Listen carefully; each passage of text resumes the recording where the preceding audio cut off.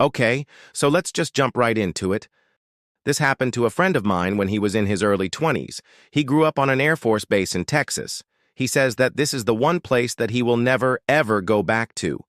My friend was visiting his family who still lived on the base.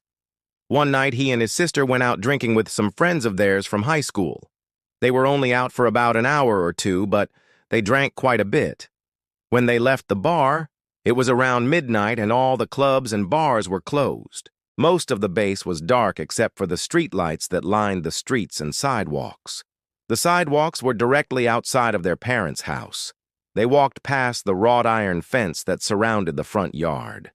My friend stopped to take a leak, and while he was doing that, one of his friends noticed something weird in the shadows under the house. She said that it looked like a pair of eyes. Of course, my friend didn't believe her and thought that she was just seeing things because of how much she had to drink. So he continued to pee, and then they all walked away. As they were walking, they could hear what sounded like screams in the distance. It was hard to tell exactly where the noise was coming from. And to be honest, it sounded like it might have come from somewhere off base.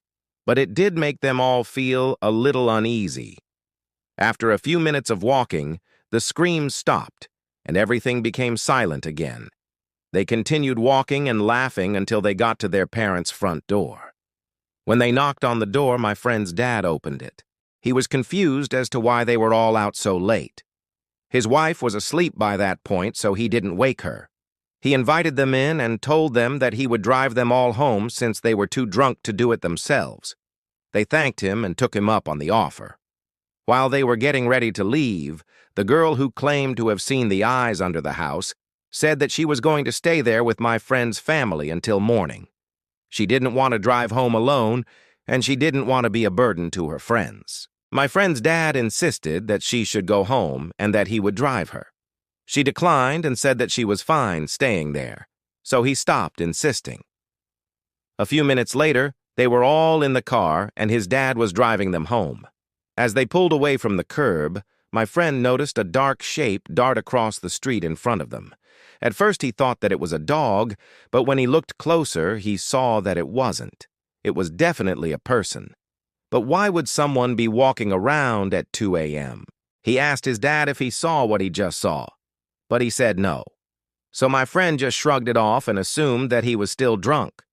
When they dropped the girl off at her house, she invited them in, but they declined and instead just sat in the car awkwardly for a few minutes until she went inside.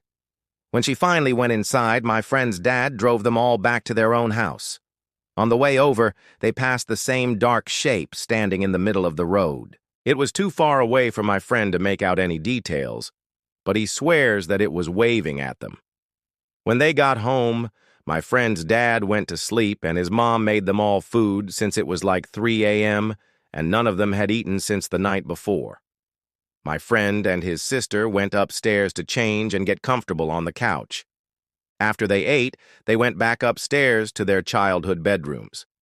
Their dad had offered for them to stay in his and their mom's room, but they both declined and said that they wanted their own space. At this point, it was around 4 or 5 in the morning.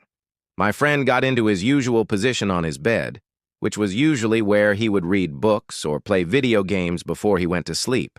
But tonight, he was just staring at the ceiling. He was trying to focus on anything except for the events from earlier in the night. That girl had definitely seen something strange, but why did he not see anything? Was he still drunk? Then he remembered the dark figure waving at them from the middle of the road. Did she see that too? He tried to calm himself down and get comfortable, but that was impossible. So he decided to get up and go downstairs to get a glass of water. He quietly walked past his parents' room and down the hallway and out the front door.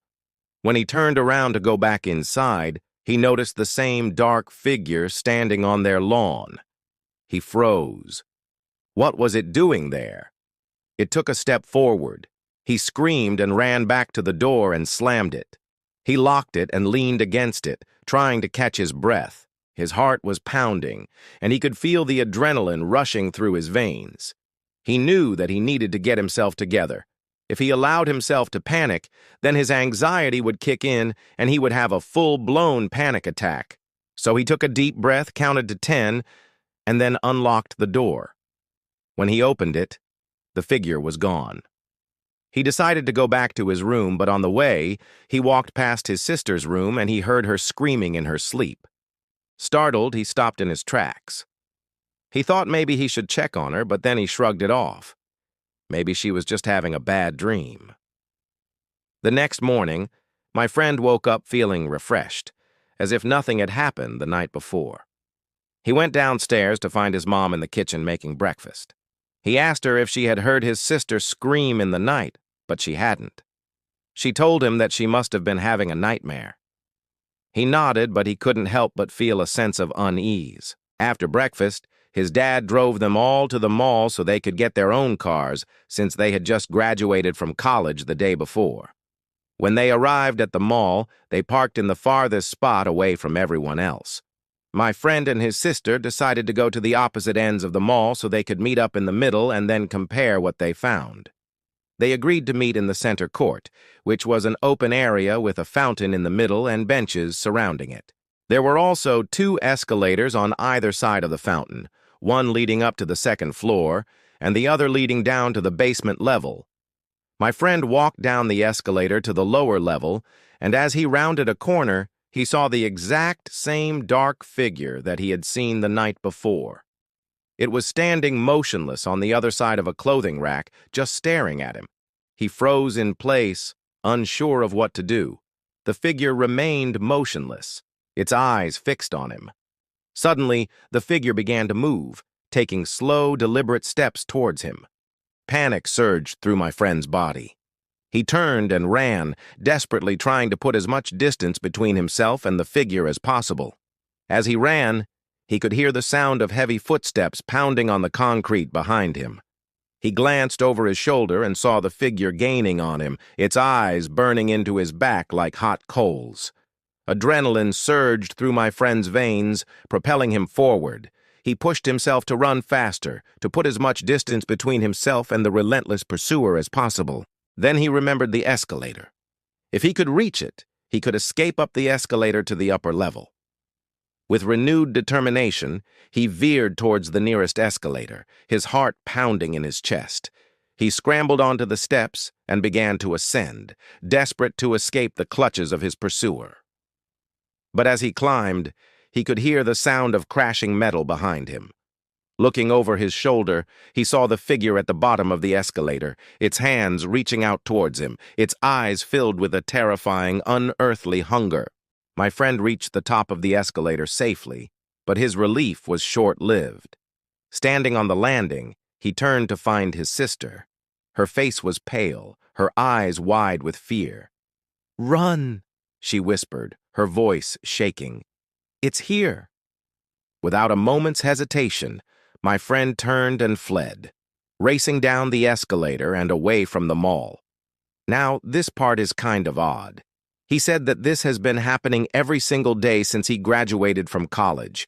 Every time he sees that figure, he runs and hides. He says that it always stops at the escalator and doesn't follow him. But why?